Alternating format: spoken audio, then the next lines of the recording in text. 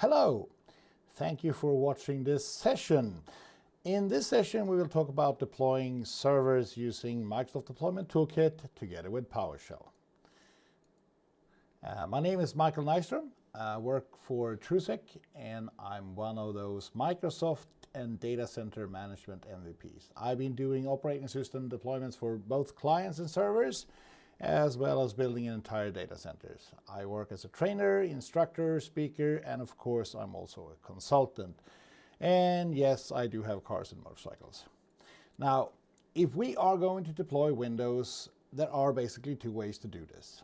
You can either do it manually, or you can do it somewhat automated, or at least scripted. What we see a lot of customers do is that they do a manual approach. There's nothing wrong with that. It's just that if you need to repeat that, it's going to be often very hard to remember exactly how you did it the first time. So we strongly recommend people to use an automated approach. And if you do, you need some tools.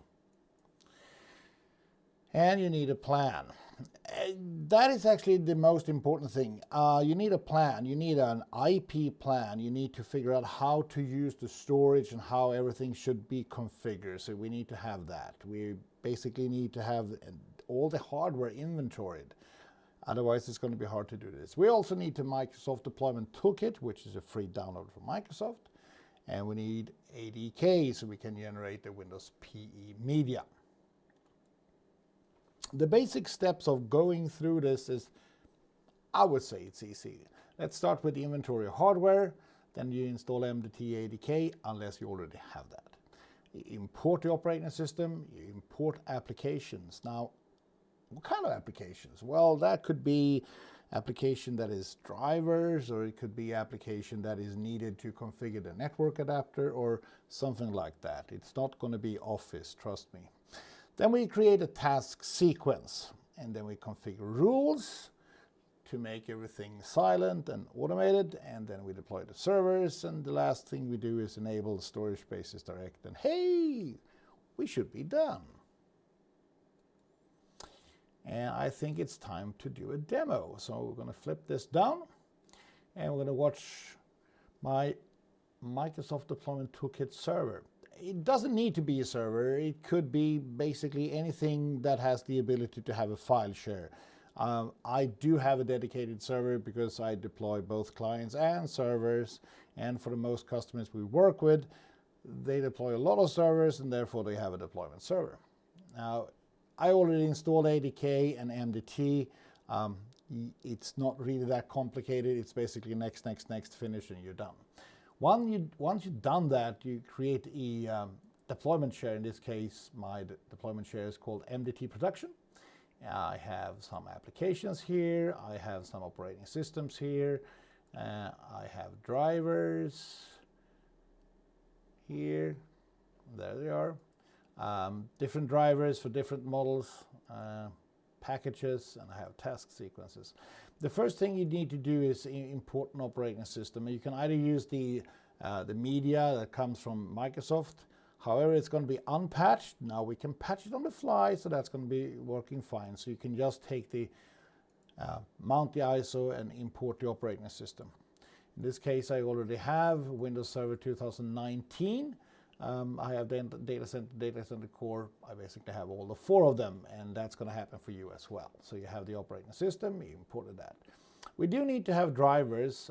In this case, the demo environment that we're going to use to deploy the servers, it's going to be Server 2019 running on something weird, something like Proliant Microserver Generation 8. And you can see there is no drivers here. It's true. Because the drivers that I need to install, they doesn't need to be drivers here. They will be installed as applications. I'm going to come back to that in a few seconds. I don't need any packages, which could be updates, because we're going to enable Windows Update and run that directly when we deploy the machines. But I do need to have a task sequence. And here I have 2 task sequences. Just for the fun of it, let's create a blank task sequence. You can see how complicated this is. Task sequence, And of course we need to give it a task sequence ID name, WS 2019-03, and Windows Server 2019, Data Center, Desktop Experience Demo. Now, why do I use the desktop experience? Well, we do that when we develop the scripts, we do that when we do demos, but we really don't do that in production environment. And these are just demo sequences and some R&D as well.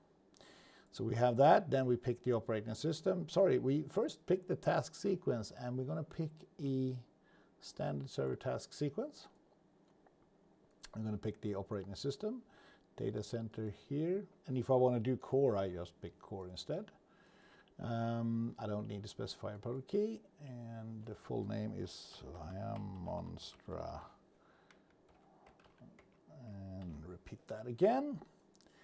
And I don't need to specify an administrator password, and the reason why I don't want to do that is because the password is going to be configured in custom settings.ini instead.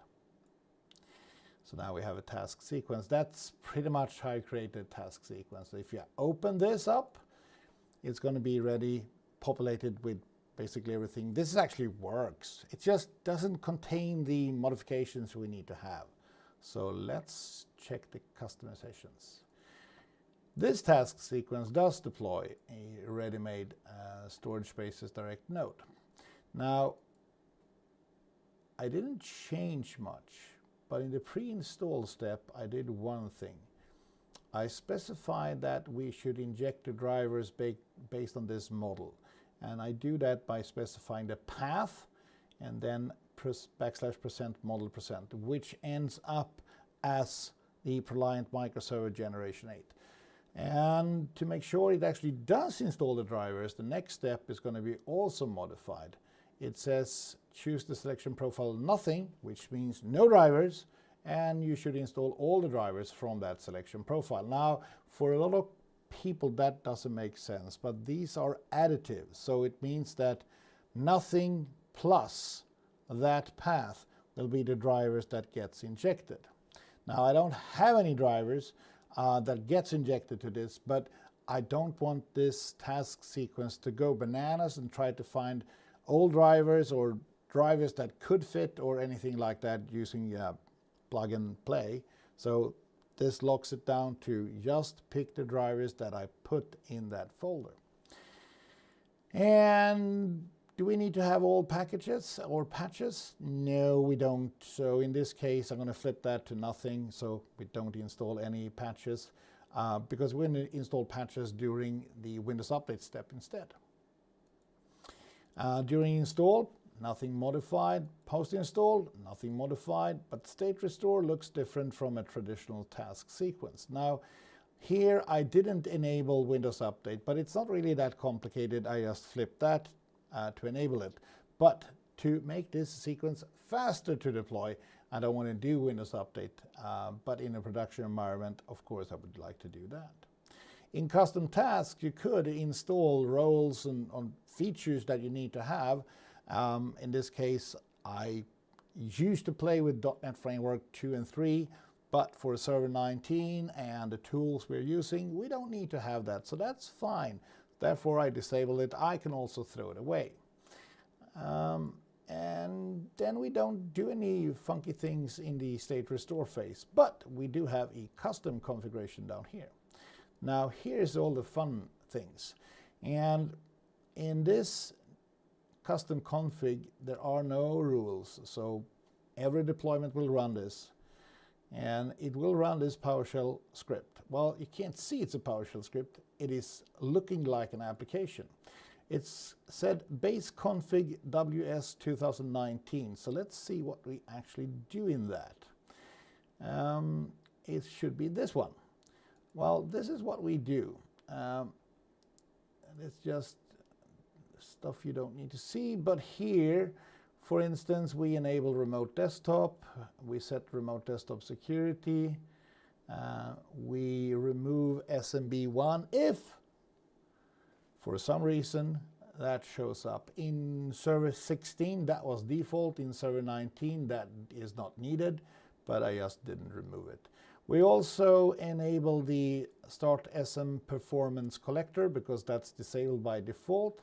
And we have this little funny guy that does what? Well, it disables the show welcome tile for all users by modifying the server manager.exe.config file.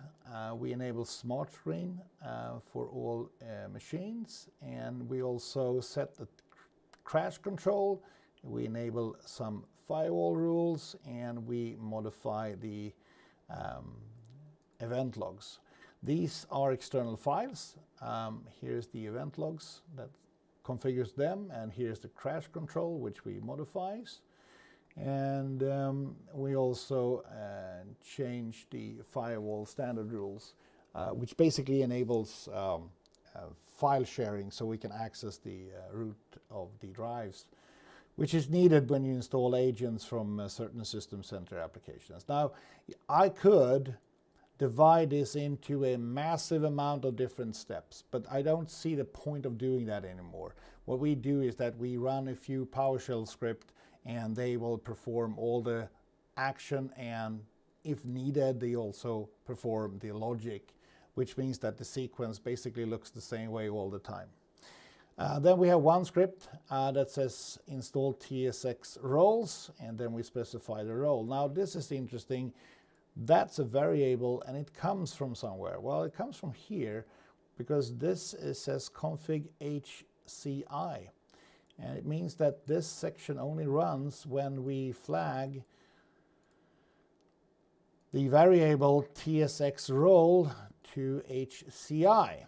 Otherwise, this doesn't run. And I'm going to show you why it actually does run later on. But we install that, and that will install Hyper-V. It will add storage components, and it will add a bunch of other things. We can actually open that file so you can see it. And it's going to be here somewhere. There it is. If I specify HCI, it's going to install the following things. For each roles, here we have Hyper-V, file server, data center bridging, failover cluster, data duplication, storage services, data center bridging, which I had 2 times. Let's remove that. And failover clustering. And it includes the management tool as well as all the sub features. So we want to have this installed, and instead of adding the roles separately, which you can, we prefer to have it as a role that installs everything. So we have that. And then we restart the computer, and then we run something called HPE updates for HCI. That's another application. Let's poke on that one. It says the application here, and I have it here. So that one also runs a PowerShell script. In this case, it installs the following, runs the following PowerShell script.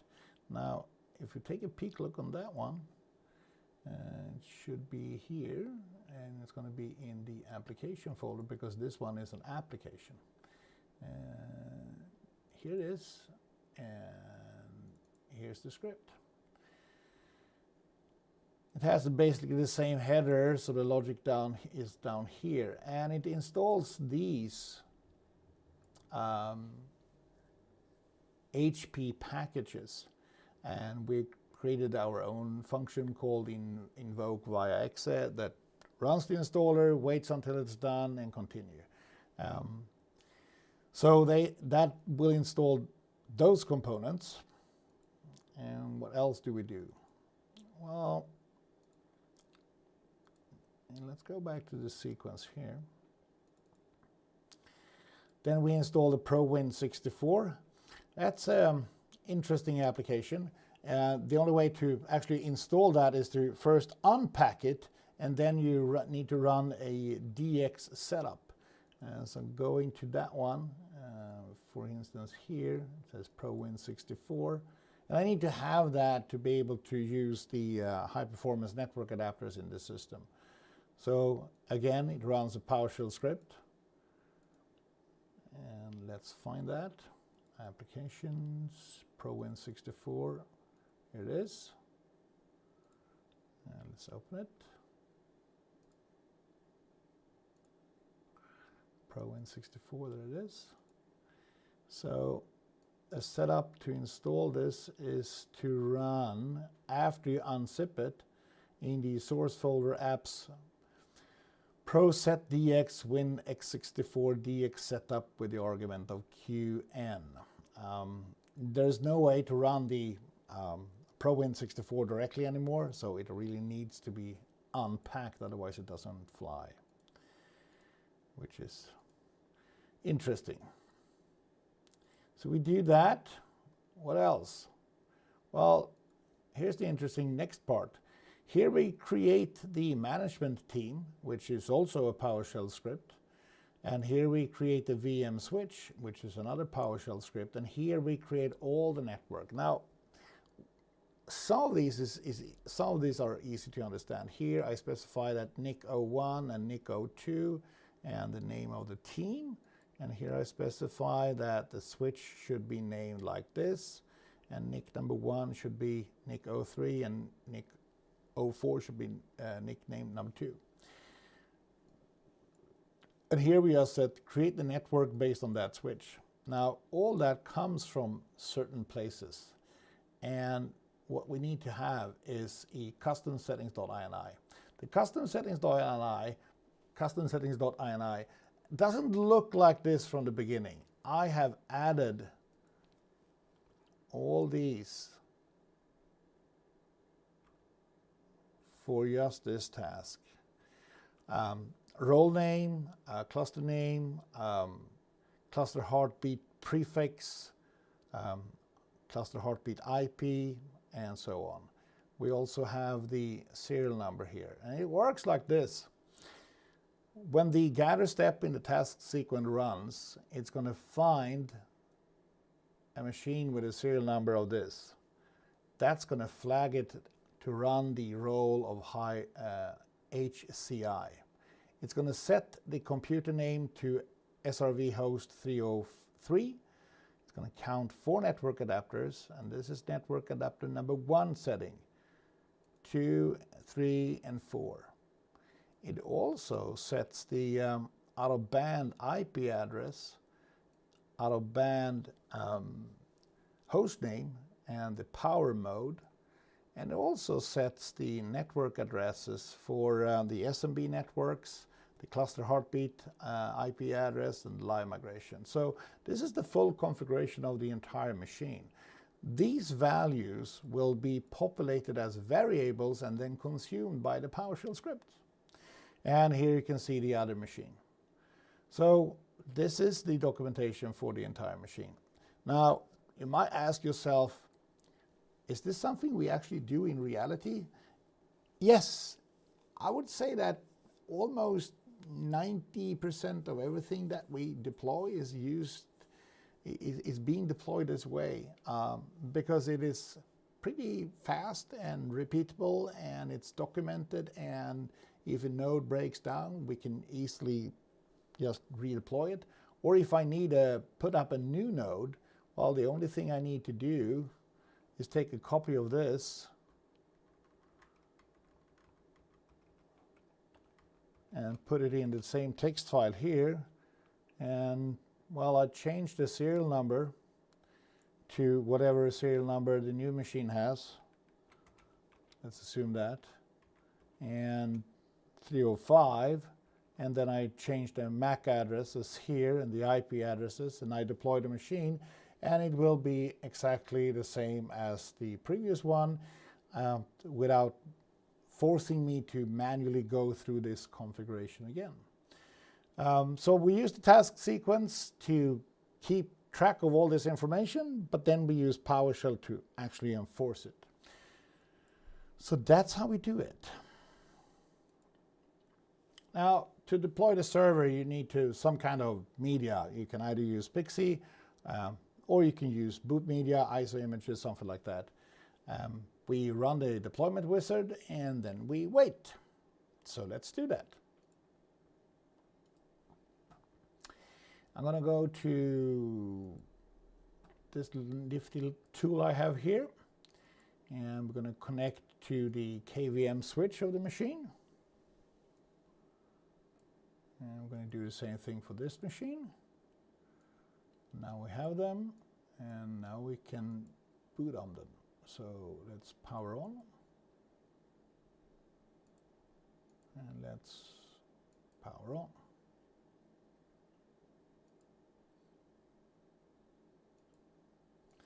And the only thing I need to do now is wait until these machines have booted, and then we're going to select to boot them from PXE. But I'm going to cut this so you don't need to wait for the boot process. So we're going to get back when it's time to do something valuable.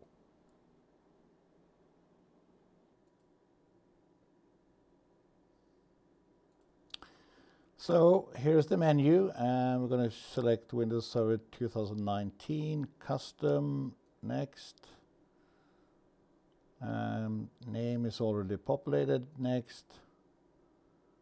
No need of add-ons, Begin, and wait. And here's the other server, 19, Custom, Next. Name is correct. No need. Begin. And wait. So we are back. And that means that took approximately 28 minutes for one server and 25 minutes for the other server, which is fine. Now we didn't do Windows Update. That would have added at least 20, maybe 30 minutes. So an hour to install the server. Fairly good, fairly okay. Now I have logged on to these servers. Here's one of them, and here's the other one. They do have the right IP addresses, and the configuration is right, and we don't have any failing services. So the only thing that we now need to do is actually to enable Storage Spaces Direct. So let's do that. Open PowerShell.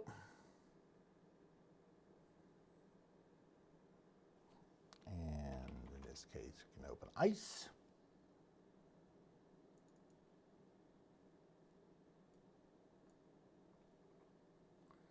And then we need some PowerShell scripts.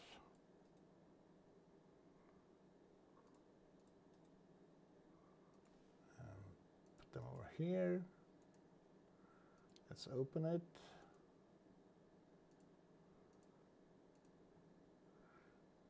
So let's create the cluster. Let's test the cluster.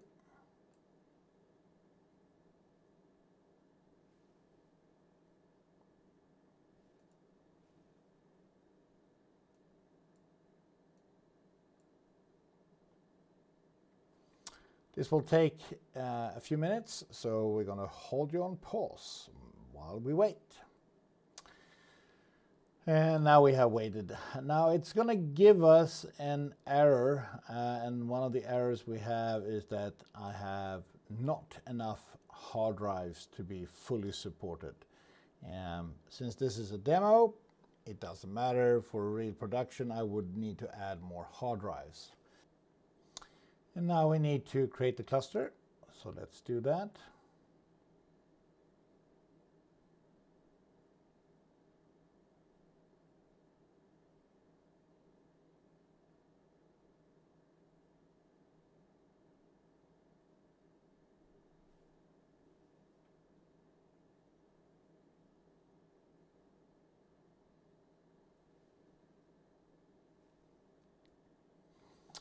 Cluster has been created, so now it's time to enable Storage Spaces Direct.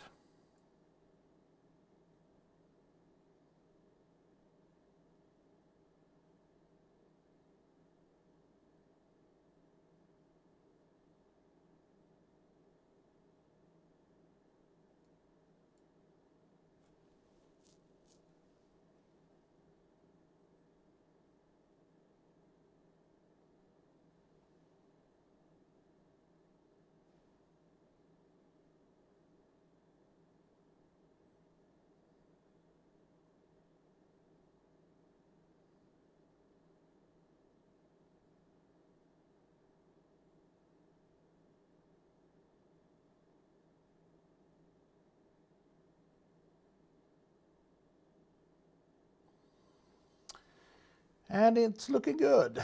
It claims that I don't have any disks used for cache, which is correct because I'm running it all flash. If we now go to the failover cluster manager, we should see that we do have a storage spaces direct cluster.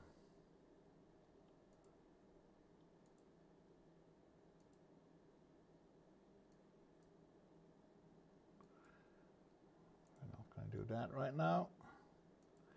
Here we have 2 nodes, and we have a pool, and we can create new disks. So going through this again, do I need to do anything after this is done? Of course, there is always the post configuration.